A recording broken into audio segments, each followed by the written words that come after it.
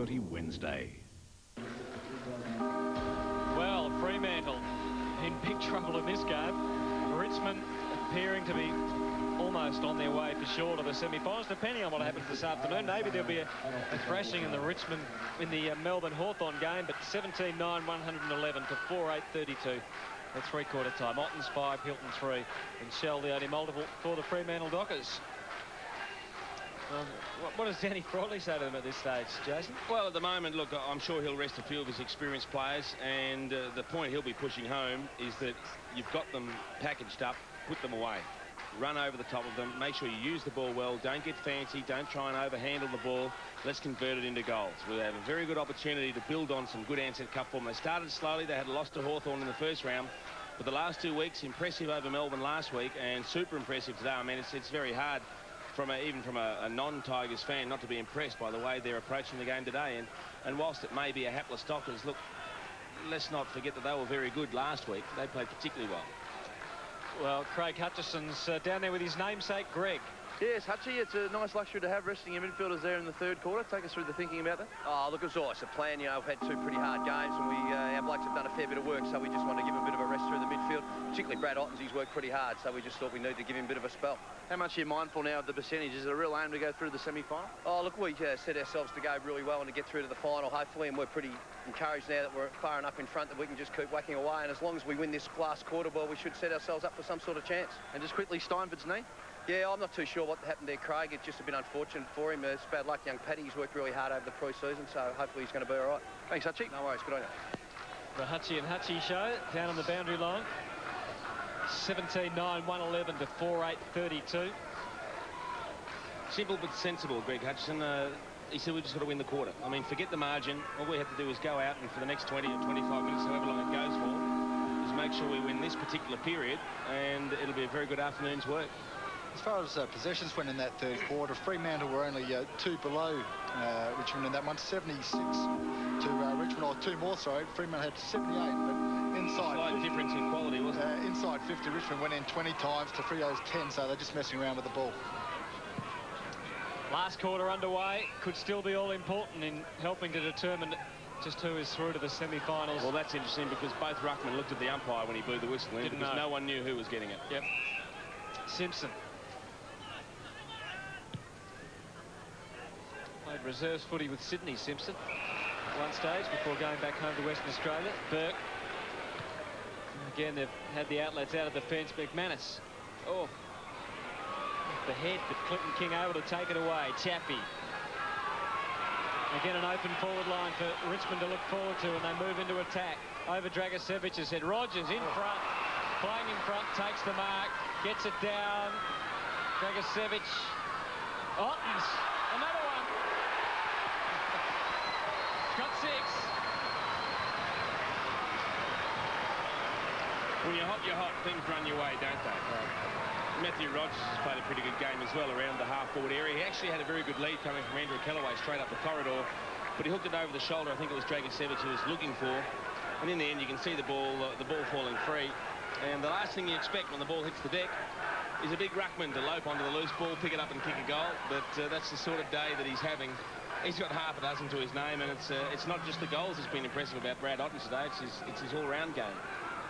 We haven't had too many big bags of goals in this Ansett Cup, have we? I know David King kicked 5 last night. Brad Johnson kicked 6 in an early match, but Brad Ottens today has got 6, and there's no reason he wouldn't get 1 or 2 more the way Richmond are going at the moment.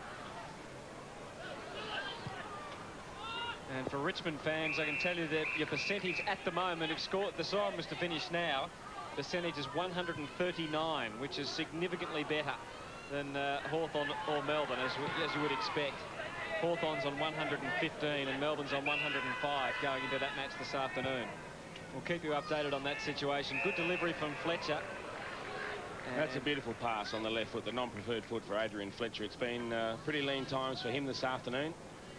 He's part of a midfield that's certainly been on the receiving end, but the one thing that he does do, Adrian Fletcher, is he uses the ball particularly well on both sides of the body. And on that occasion, good enough to find Longmuir. So Justin Longmuir, who played 11 straight at the start of last season, but then just faded a bit.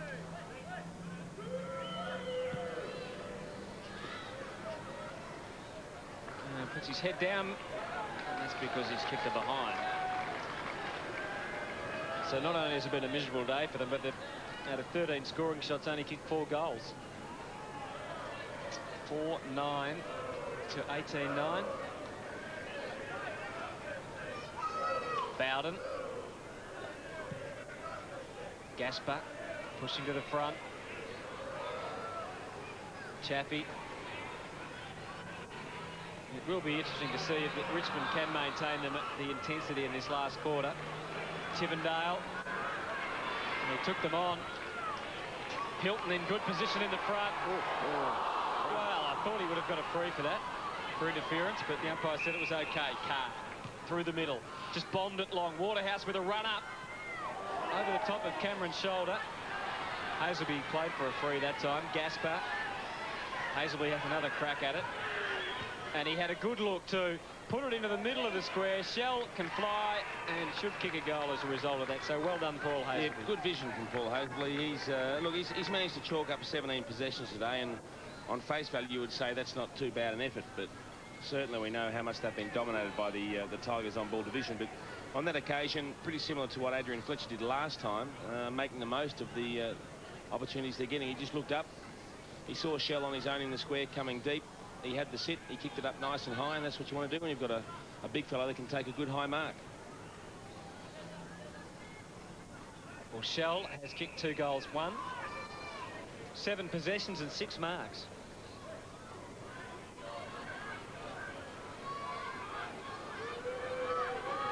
Three goals would be a very good return in this effort from Fremantle, and he's kicked his 3rd. Well, good... Up to 70,000 thoughts every day. Eyes, which can differentiate between 10 million different colors. Hearing, that detects frequencies between 20 and 20,000 hertz. And 656 muscles, 17 of which are moving when he smiles. When we develop digital technology, we know who it's for. LG, life's good. Fremantle getting a goal relatively early in this last quarter. Maybe that will encourage them from here. Longmuir doing the ruck work. Black was about to come through, but the umpire's blown the whistle. It's a Richmond free, no advantage. Campbell to take it. Rogers is lurking. Ottens has made another one of those leads, and that's the direction of the kick, and he's taken another one of those marks. Now, he's usually laid it off with short passes, and he does again into the pocket, and out comes the makeshift forward. And Andrew Kellaway. Well, he had an opportunity earlier in the game, Andrew Kellaway, to kick a goal, and he wasted it, so he'll certainly be hoping to do a little bit better this time. But, gee, the form of Brad Ottens, it's hard not to be impressed by him. The way he's attacking the ball and the clean one-grab marks that he's taking is a very, very positive sign for the Tigers. Didn't learn his lesson, Ottens. He passed it to Kellaway last time and kicked a point. Let's see what he does this time.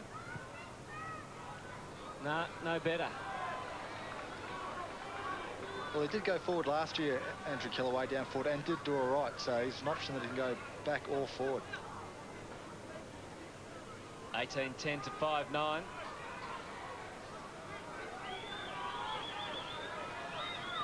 Bandy had led into space, but the no bad kick. Kick was straight to Longmuir. Good spoiler from Hall.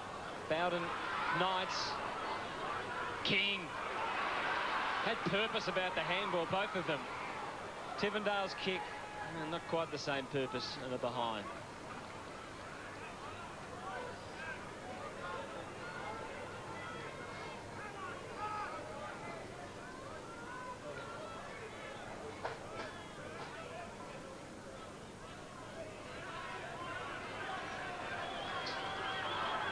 $18 goals, 11 to 5-9. This time Carr is the target.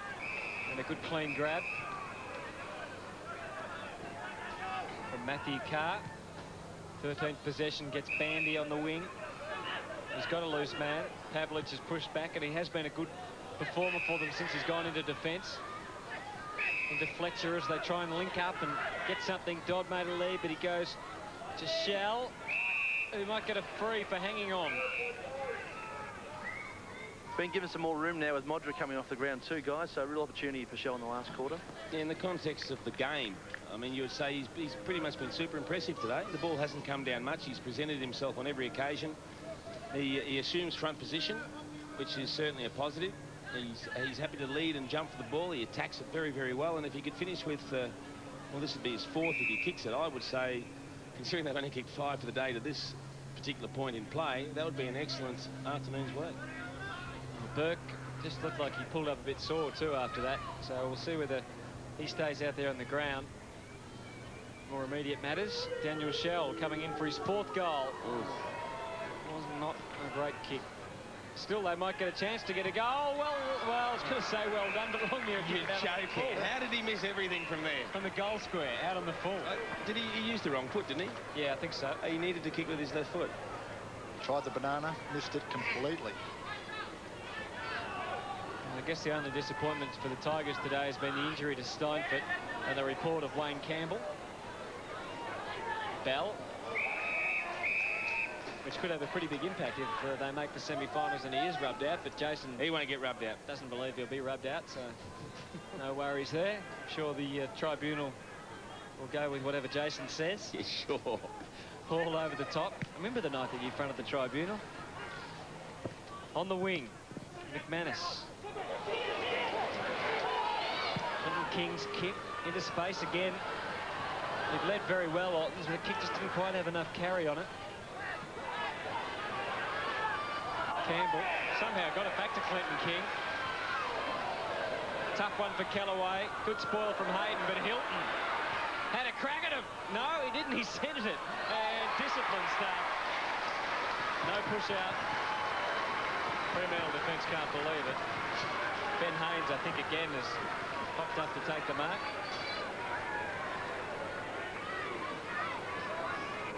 Well, if you get a chance, check out Peter Bell's socks too.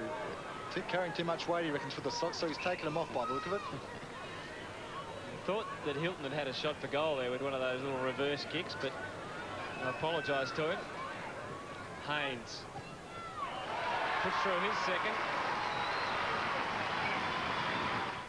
Why pay $5.50 for a half-hour call to the UK when you could pay $2.50 to the UK, USA, New Zealand, Ireland, or Canada as a pre-selected Smart Chat customer? AAP, AAPT, Smart Chat, AAP. There's been a lot said about various paint brands of late, but I paint for a living. And for outside jobs, you can't go past Solver Duragard. It's tough and it's durable. Available from your nearest Solver distributor. I reckon it's the best paint under the sun. And there's Peter Bell. Sockless. 19-11 to 5-9.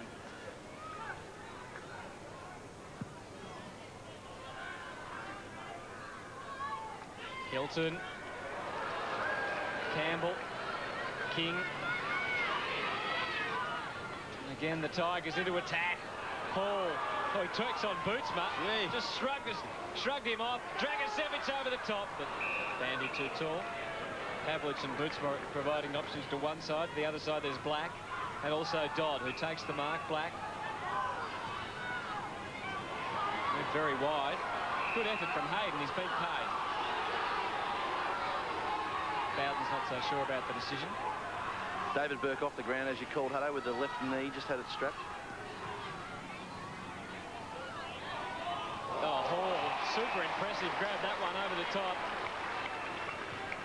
Here they go again. Hilton. Biddiscombe waited back as Ottens came in to make the contest, and he made the contest, won the footy. Daffy ducked the head, took them on. Bandy getting it back in the end. And they're out of trouble and into attack. Cameron couldn't take it. Waterhouse pushing and shoving with Gaspar. Oh, Gaspar got to his feet somehow. The delivery to Cameron was great.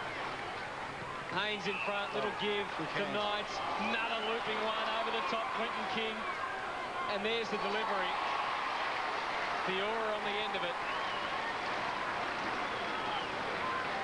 Apologies to Mark Dragicevic, who was also involved in that build-up.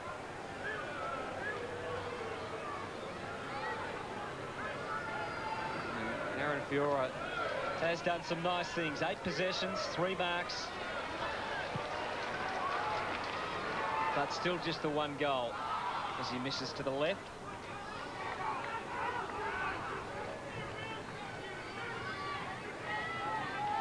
Richmond's percentage after that around the 140 mark, and that is well clear of Hawthorn and Melbourne, so they're going to need big wins this afternoon.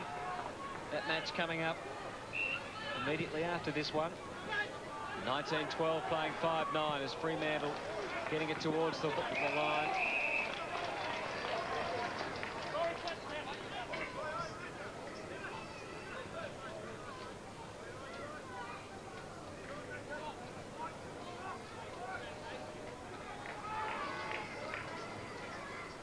Ball.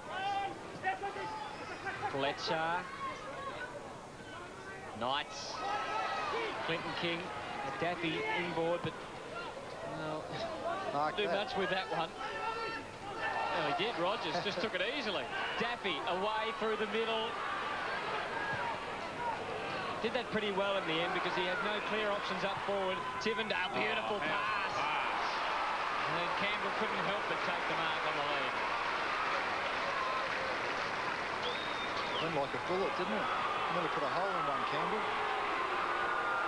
It's a bit too late for the doctors to fire up, isn't it? Yep, that's just that's a waste of effort, I think. Look, there's nothing better than watching someone like Tivendale. He's burst off the half-back flank, he linked up, Daffy squared the ball up to him, and then there's something about left-footers. They always look very, very pretty when they deliver the ball, and he shot a bullet, an absolute bullet. It never went more than 10 feet off the ground, hit Wayne Campbell right on the logo.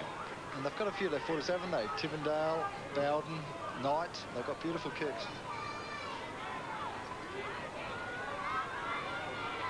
Campbell from 40, you know, he's missed everything, in fact, and not even out on the full, just over the line and out of bounds, so there's still a chance to score here, the Tigers. 19 goals, 12, plays 5-9.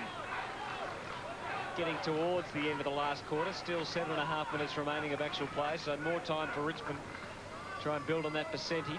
Hall and Longmuir. Longmuir getting the tap, but straight out.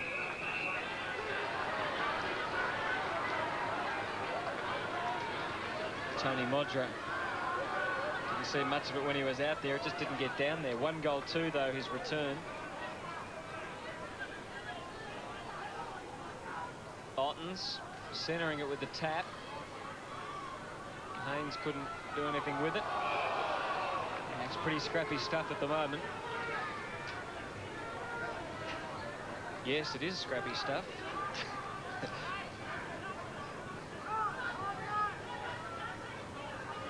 Special comments from Jason Dunstall and Todd Viney. Boots clearing. There's nothing too special you can say about the state of the game at the moment, Hutto. Rogers. Campbell. Unless you're barrack for Richmond. A few numbers in the forward 50 at the moment, but they still can pinpoint a pass. That is amazing. And finds a left footer too. Again, he's come from half-back Tivendale. Campbell comes from the field. Rapturous applause. The Richmond fans was replaced by Stephen Ziller. So Greg Tivendale, 16 possessions for him. Oh, and 3 goals won for Greg Tivendale. Here's a fantastic offer from CSR Monial Wonderlic. Always wanted terracotta but thought it was out of reach? Want to add prestige and increase the resale value of your new home? Now with the special Wonderlic terracotta tile offer, you can afford the very best roof money can buy. Ideal for traditional and contemporary homes. No other quality roofing product can match this special offer. And Wonderlic tiles come with a 50-year guarantee on performance and colour. Ask your builder or Wonderlic approved distributors about terracotta tiles. Wonderlic, the lasting beauty of terracotta. Kasparov for Richmond, replaced by Royce Barty. Now, Royce Barty this year has gone from number 42 last year to number 41 because he wanted to have Scott Turner's number because he was one of his heroes at the club. He's moved up 1 number. He's on the way up. Freo into attack again. Shell, Waterhouse. Well, the idea was right anyway. Bowden. Clive's been very quiet today, only 5 touches today for the first game back. Daffy and Chappie. Knights. Well, it's a bit like a slow motion training drill now, isn't it, for the Tigers? Tivendale up to half forward Rogers. Haynes is a short option. Still he's free. And he's got it. And they'll pass it because they just look for their teammates at every opportunity. And out comes Mills with the mark. Well, I think they're queuing up to present themselves down forward for the Tigers now. They are looking very, very good indeed. The ball coming down far too easily. It's very difficult to place the blame on the Dockers' defence. I mean, when the ball comes down this often and with absolutely no pressure on the people delivering the ball, there's not a great deal you can do. To take the margin almost to 100 points. And he's put it through. Well, I don't know. I think I want to join the Army Reserves. Well, you can't. Has Dharma's worst nightmare come true? When you see Dharma, give her this for me. There goes one hell of a man. A damn fine kisser. All new Dharma and Greg, tonight, 7:30. Then at 8. Why did I agree to cook dinner for Stan on his birthday? She likes a drop. Must have been sober or something. But now, is Karen really pickled? Let's talk wine. Honey, I'd suck the alcohol out of a deodorant stick, so you're asking the wrong gal. All new Will and Grace, tonight at 8. Well, the margin at 99 points, something that Captain Wayne Campbell will be well satisfied with, no doubt. 21 goals to 5, and on Hawthorn and Melbourne, I think it's almost going to be irrelevant, that match, the way this is headed. A great pickup. So far in front that Richmond will be just about into the semi-finals unless one of those two teams can produce something similar to this. Well done, Matthew Knights. Beautiful looking kick. Free kick, yes. Haynes again. Probably should have taken the mark, Ben Haynes. Good work from Matthew Knights, just using his body to shield the ball. The pass coming in from Zilla was a beauty. And, well, entitled to take that mark, I think. But in the end, it was Heath Black who came over the top and gave away an unnecessary free kick. We saw Tivendale kick one from not, well, the same side, but not quite as tight an angle. It has been a pretty tough pocket, particularly for the right footers. This to make it 100-point lead. It is right on 100 now, the lead. 5-9-39 to 21-13-139. Now, Todd, we said that Royce Barty took Scotty Turner's number. Who at Melbourne, after you retired, rushed to take your number? I don't know. No one's been brave enough to step up and take it at the moment. They're all a bit nervous. Shoes too big to fill, are they, Todd? Well, the jumper certainly is. Or Emma shorts. 100 points still the margin as Dodd clears it to the wing. Otten's in front. Eastor over the top. Cameron sweeping as usual across half-back. Chappie out wide. Here we go again. Tivendale. Mills in front. And it's over and out in the forward pocket.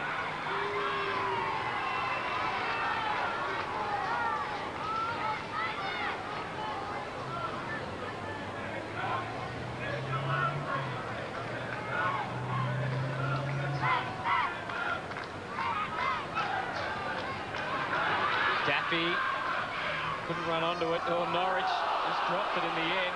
Knights just waded his way through the pack. Hazelby likewise. Tigers fans just going in for the kill. They lead by 100 points and they're screaming for everything. Leon Cameron, beautiful pass. The training continues. And Matthew Knights on the end of that drill.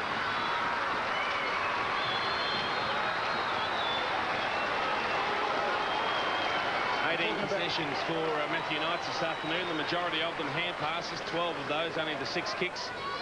But he's going to line up for a shot at goal.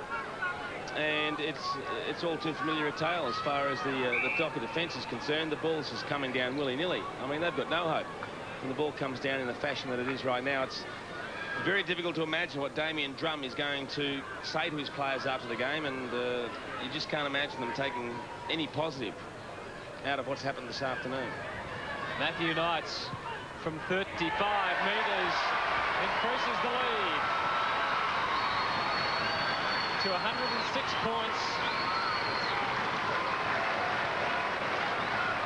Well, Matthew Knights has played most of the game on a half-forward flank and not renowned as a goal kicker. Spends most of his time when he's on the ball, kick behind the play, but I'm sure he'd like to kick a few more goals this year. And the way that the Richmond Tigers are going at the moment, if it continues throughout the year, I'm sure he will kick a lot more.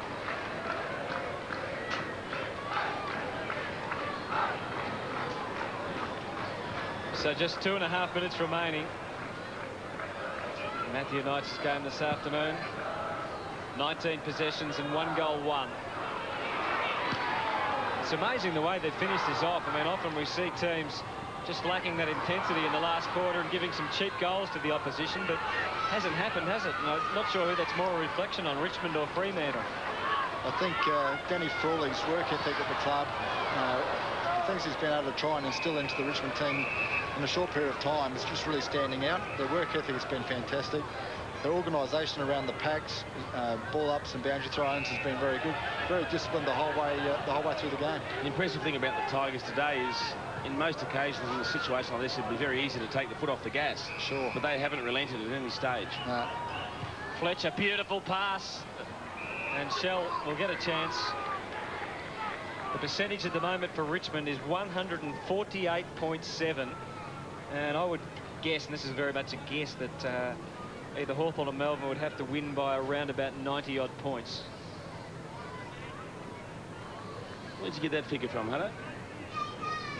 Just trust me. Well, maybe this is the positive the Dockers can take out of the day. Daniel Shell's form's been very good. David Burke, his opponent for much of the day. Andrew Kellaway standing him now, but he always finds a bit of space to lead into. And he looks like he's kicked a goal. He's probably been the player that's won his position today for the Fremantle Dockers, done very well. But Adrian Fletcher, very quiet. He's only had 11 touches, but he's had probably 3 in this last quarter that have resulted in shots at goal. He's got fantastic skills when he gets hold of it, but unfortunately today for the Fremantle Dockers, the midfielders, and in particular Adrian Fletcher, hasn't had enough of it to show off his skills. So, Richmond, this is an incredible performance, 100 points, the margin, and enough to make it extremely difficult for both Hawthorn and Melbourne, who are going to need to win by about 80-odd points. The ball up towards Norwich, good spoil. McManus. Advantage paid. Waterhouse in front, good, strong mark. Bitterscombe couldn't do anything to stop him that time. Pavlich back up forward and takes the grab. Well, he looked for Shell and see if he can give him a chance for his 5th. Well, he can't do that now because the Tigers have pushed enough players back. It's going to be close to the last passage of play in the match with just on 30 seconds to go. He'll kick from right on 50, Pavlich, but he is a pretty confident kick. He does have very good penetration. You'd probably expect him to make the distance from there. He showed a bit this year, hasn't he? This game, he's had 9 marks. So he's one of the players they can build a forward line around. Well, if they can score here, they can make sure that they don't lose by 100 points, and he's done it. So with 10 seconds to go, Fremantle get the margin to 94 points, and that will just impact on Richmond's percentage a little bit, those last couple of goals, and mean that Hawthorn and Melbourne are now looking at something like 75-odd points. It's an uphill battle. Making it a lot easier for you, Jace, to make it. Oh, well, the Tigers deserve to be there after their performance last week and this week.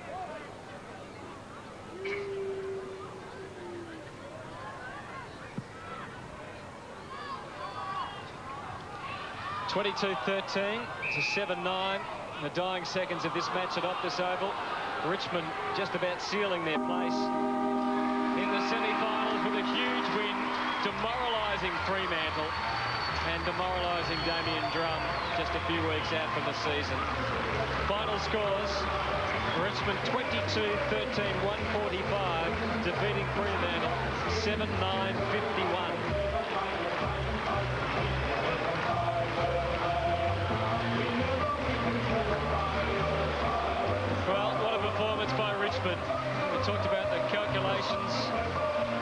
this match, well, they've just blown them to the proverbial, haven't they?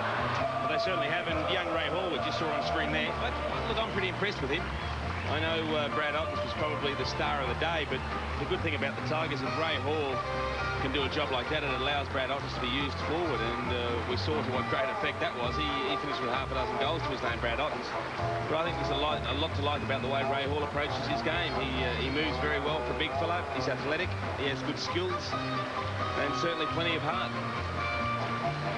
I think the midfield too, Jason. Both midfields are quality midfields, but today the Richmond midfield really was a class above the Fremantle boys. Just totally dominated the game right from the first bounce. Young Clinton King, the young guy that's been up to Sydney and come back. They started at Collingwood, but at Tigers he really has found his spot. Runs very hard. He had over 20 possessions today and was a class player. Wayne Campbell was a great captain's game, was physical when he had to be, and then when the ball had to be won and used properly, he was the first one to kick a beautiful pass to the forwards leading out. But really, really fantastic. I think as a general rule, when you see teams travelling interstate, it very much becomes an attitudinal thing on the day, and you can normally tell from the very first bounce whether a team's come to play, and unfortunately for the Dockers today, they just weren't switched on. Didn't seem to be sticking to any sort of a game plan. They didn't have the discipline to pick up. Let's go to Hutchie. He's got the man of the moment, Brad Ottens. Big outing this afternoon, Brad. 6 goals and drifting forward. He must have enjoyed it. Yeah, it was good, mate. It's just a good start and get a few goals early and set ourselves up for maybe a finals game next week. So. Was that very much in the forefront of your mind as you got on a run there? Did you think about what you needed to score? Oh, not really. I think we just wanted to get a good win. We knew that if we got a decent sort of a win, we'd be a chance. So it's good. It's good to get a good win, and the boys are pretty happy. And with Richo out in the pre-season, we've seen no Holland, we've seen no Gale. Responsibility sat well with you though, hasn't it? Oh, last week I sort of struggled a bit to get a kick, and it was just good to get a few goals early and get the confidence up. So yeah, I'm looking forward to next week, and it should be good. I mean, the boys are really happy, obviously, and it's good. And you had to do all the ruck work virtually. Steinford going down. Obviously, Hall's been a bonus for you, but another option going down today wasn't what you needed? Yeah, well, Steiny, he's sort of struggled to get into the lineup, so it's unfortunate for him, but Ray's has been good. Last week he played a ripper, and just to get a few kicks again this week's been really good for him. Good luck in the Ansett Cup, mate.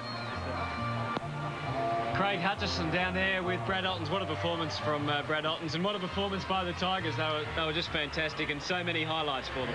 Oh, well, right from the first bounce they were fantastic, and the big fella in Ottens was just dynamic. But well done to Ray Hall. I mean, a young fella playing his third year at Richmond, really enabled Ottens to go forward and held his own in the ruck.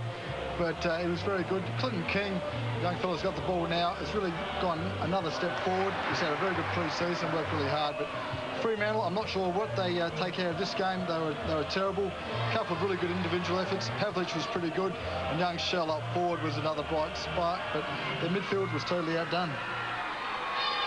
Well, it wasn't much for Fremantle, was there? It was just all Richmond, and we said so many times it was like a training drill with players in space, and Rogers was another one who was good up forward. Yeah, look, probably disappointed from Fremantle's point of view is that they just never at any stage did they say, right, we're getting our pants pulled down here, let's really man up, let's play the game tight and try and get ourselves back into the game. They were tossing the coin thinking, I reckon we're going to win our ball and we're going to run forward, but Richmond all day around the drop of the ball, won first usage of the ball, their ball handballs were really sharp and clear, and their foot skills was very good also. So Fremantle just really never got into the game because they didn't allow themselves to get themselves into the contest. Yeah, we saw Brad Ottens. We heard from a moment ago, 6 goals.